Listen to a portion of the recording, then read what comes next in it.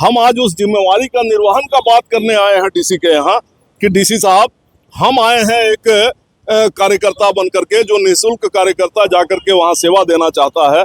चूंकि सीधे हम जा नहीं सकते, गृह मंत्री जी भाषण देते हैं और भाषण में ऐसा लगता है कि भाषण से जान मार देंगे पाकिस्तान का, और जब समय आया पीओके लेने का, क्यों बैक हुए, क्यों वापस हुए, क्यों कोई शर्त नहीं रखे। और मजे की बात है कि आज तक जो भारत का मामला था, अब वो अमेरिका कह रहा है कि हम उसको सुलझाएंगे। आप उस मामले को ले गए इंटरनेशनल प्लेटफॉर्म पर।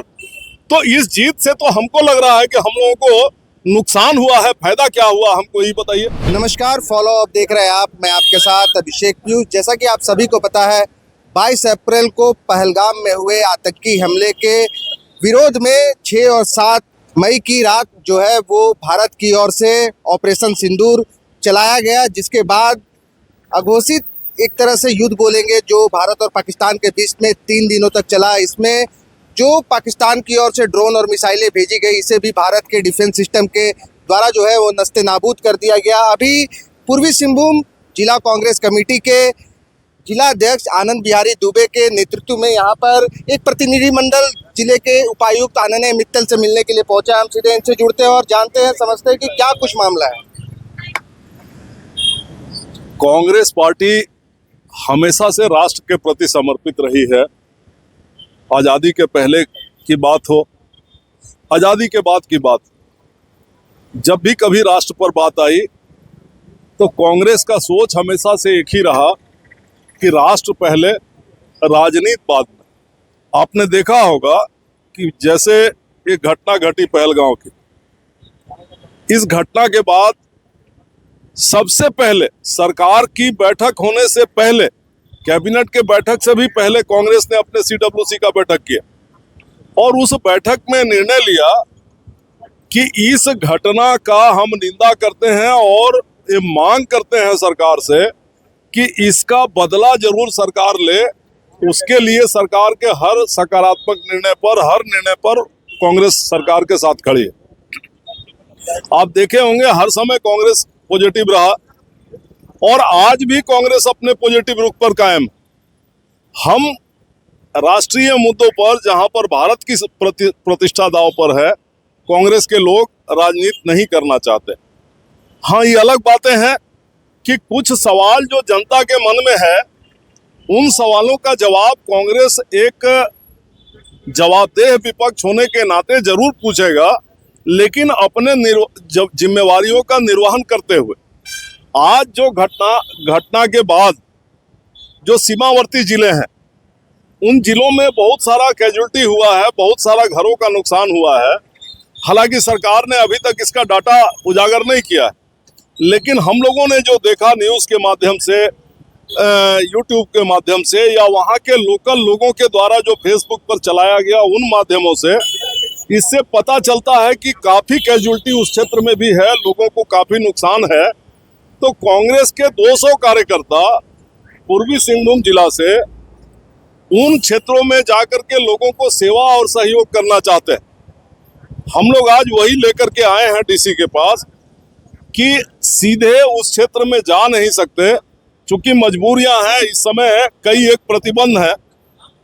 तो जिला प्रशासन सिविल डिफेंस के माध्यम से हम लोगों को वहां जाने की अनुमति दे और हम वहां जाकर के लोगों को सहयोग देना चाहते हैं, लोगों को सेवा देना चाहते हैं, लोगों को सहायता करना चाहते हैं। ये हमारा राष्ट्र के प्रति, अपने भारत के लोगों के प्रति जो कांग्रेस की अपनी जिम्मेवारी है, उस जिम्मेवारी को समझते हुए कांग्रेस का 200 कार्यकर्ता यहाँ से जाकर के वहाँ सीमावर्ती जिलों में सहयोग देना चाहता है। यही बात करने आज हम लोग जिला उपायुक्त के पास आए। कल भारत के प्रधानमंत्री नरेंद्र मोदी ने पूरे देश को संबोधित किया और इस दौरान उन्होंने जो है कहा कि आतंकवाद के मुद्दे पर सभी राजनीतिक दल एक साथ है और उन्होंने कहा कि आतंकवाद जो है वो सरपरस्त जो आतंकवाद है उसके खिलाफ हम हैं और अब इस पर जो है कोई बात नहीं होगी। बिल्कुल, आतंकवाद के क्या, देश से जुड़े किसी भी मुद्दे पर समस्त देश का एक एक बच्चा, एक एक नागरिक, एक एक राजनीतिक दल उनके साथ है। लेकिन आज तो ये जरूर पूछना पड़ेगा कि जिन लोगों ने आकर के हमारे लोगों को मारा, जब पाकिस्तान घुटने पर था तो आपने ये बात क्यों नहीं किया कि उन उग्रवादियों को भारत के हवाले किया जाए? आपने क्यों नहीं किया कि पाकिस्तान एक रिटर्न दे कि आज के बाद किसी भी तरीके का उग्रवादी कैंप वहां अगर चलेगा तो सीधे उसकी जिम्मेवारी पाकिस्तान सरकार की होगी। आपने सीधे अमेरिका के दबाव पर सीज फायर का निर्णय लिया। ये हमको लगता है कि हम लोगों के लिए बहुत चिंताजनक विषय है कि हमारे देश का प्रधानमंत्री इस तरीके से किसी दूसरे देश के जो यहाँ से 6,000-7,000 किलोमीटर दूर बैठा है और हमारे देश के प्रधानमंत्री के संबोधन के पहले वो उसका ट्वीट आता है। राष्ट्र के प्रति प्रधानमंत्री जी का संबोधन होना है और वो ट्वीट करके कहता है कि हमने स्पष्ट कह दिया है कि आपको यदि व्यापार करना है तो आप पहले सीज फायर करो, तब आपसे बात होगी। और सीज फायर का निर्णय लेना पड़ा दोनों देशों को। आपने राष्ट्र के संबोधन में एक शब्द उसका खंडन भी नहीं किया। आपने ये भी नहीं कहा कि हम अमेरिका के राष्ट्रपति के इस बात का निंदा करते हैं। आपने उस समय भी नहीं कहा राष्ट्र के नाम संबोधन में कि क्यों सीज फायर का निर्णय आपको लेना पड़ा। जब आप सेना हमारी कह रही है अपने ऑफिशियल ब्रीफिंग में कि पाकिस्तान को हम 2 दिन में मट्टी चटा सकते हैं, तो आखिर ऐसी क्या परिस्थिति आ गई कि बिना शर्त आपको सीज फायर का निर्णय लेना पड़ा। यहाँ तक कि जिन लोगों ने मारा हमारे लोगों को आकर के भारत में, आपने उनको भी भारत को देने की मांग नहीं की। तो भैया मने ये तो सीधा सा नजर आ रहा है कि आप व्यापारिक दबाव के चलते भारत के साथ अपमान कर रहे हैं। ये बात ठीक नहीं है। हम लोग अभी इस पर आगे बोलेंगे। अभी चूंकि देश की बात है।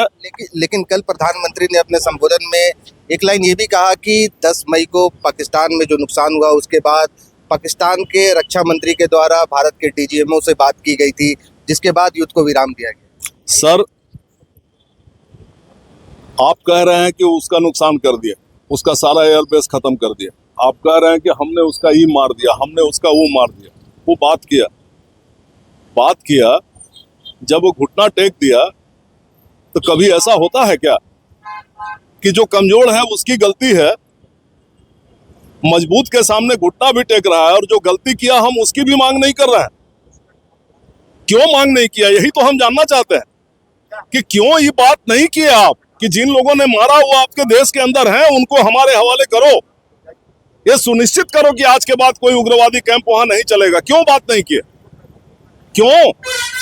आप जीवन भर सदन के अंदर गृह मंत्री जी भाषण देते हैं और भाषण में ऐसा लगता है कि भाषण से जान मार देंगे पाकिस्तान का, कि पीओके हमारा मामला है, हम कैसे छोड़ सकते हैं, उसके लिए जान दे देंगे। भाई, आप भाषण दे रहे हैं सदन के अंदर, लगता है कि भाषण से आप पाकिस्तान का निस्तानाबूद कर दीजिएगा।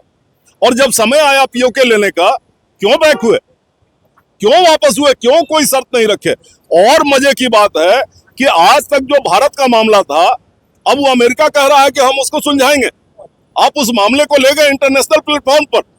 तो इस जीत से तो हमको लग रहा है कि हम लोगों को नुकसान हुआ है, फायदा क्या हुआ हमको ये बताइए। आप जीत का ढिंडोरा झूठा पीट रहे हैं। तो हम लोग अभी इस पर बहुत बात नहीं करना चाहेंगे, सारी बातों को एक एक करके लाएंगे हम लोग प्लेटफॉर्म पर। लेकिन आज हम आए हैं यहाँ पर पब्लिक के प्रति, कांग्रेस की जो जिम्मेवारी है अपने राष्ट्र के बेटों के प्रति, अपने मातृभूमि के प्रति, हम आज उस जिम्मेवारी का निर्वहन का बात करने आए हैं डीसी के यहाँ कि डीसी साहब, हम आए हैं एक कार्यकर्ता बन करके, जो निःशुल्क कार्यकर्ता जाकर के वहाँ सेवा देना चाहता है। चूंकि सीधे हम जा नहीं सकते, तो सिविल डिफेंस के माध्यम से आप हमको जाने की अनुमति दीजिए ताकि हम सभी लोग जाएं वहाँ। अगर आपको ऐसा लगता है कि अनट्रेन्ड लोग हैं, तो आप सिविल डिफेंस के ट्रेनिंग सेक्शन के माध्यम से हम सभी को 8-10 दिन का ट्रेनिंग दीजिए ताकि हम जा करके वहाँ सेवा दे सकें। बात की इन्होंने कहा कि ये अभी 200 कार्यकर्ताओं की सूची लेकर के जिले के डीसी से मिलने आया है, और इनका कहना है कि जो अघोषित युद्ध के दौरान जो सीमावर्ती क्षेत्र के लोगों को जो नुकसान हुआ है उसकी भरपाई के लिए ये वहां जाना चाहते हैं और अपनी निःशुल्क सेवा देना चाहते हैं। और इसके लिए अगर कोई ट्रेनिंग होती है तो सिविल डिफेंस के माध्यम से इन कार्यकर्ताओं को जिला प्रशासन के द्वारा ट्रेनिंग दिलाया जाए और इन्हें जो है निःशुल्क सेवा के लिए वहां पर भेजा जाए। द फॉलो अप के साथ मैं अभिषेक प्यूस, नमस्कार। जहां 27 वर्षों के सफर में 17,000 से भी अधिक छात्रों ने डॉक्टर एवं इंजीनियर बनकर भरे सफलता की ऊंची उड़ान। जहां साधारण छात्र भी झारखंड टॉपर्स बनकर बना रहे इतिहास। दूरदर्शी शिक्षाविद श्री विपिन सिंह के मार्गदर्शन में मेडिकल एवं इंजीनियरिंग के लाखों छात्रों के लिए आशा की किरण के रूप में गोल नेशंस लीडिंग इंस्टीट्यूट। बायोम सिर्फ मेडिकल प्रिपरेशन का संस्थान। बायोम से लगातार दूसरी बार नीट यूजी में 700 मार्क्स पार। 10th पास स्टूडेंट्स के लिए फाउंडेशन कोर्स, 11th पास स्टूडेंट्स के लिए फ्रेशर कोर्स और 12th पास स्टूडेंट्स के लिए टारगेट कोर्स 17 अप्रैल से शुरू हो रहे हैं। कॉल 7360066190 और visit Biome, circular road near women's college and Hinoo, Ranchi. thefollowup.in. Like, share, and subscribe. www.thefollowup.in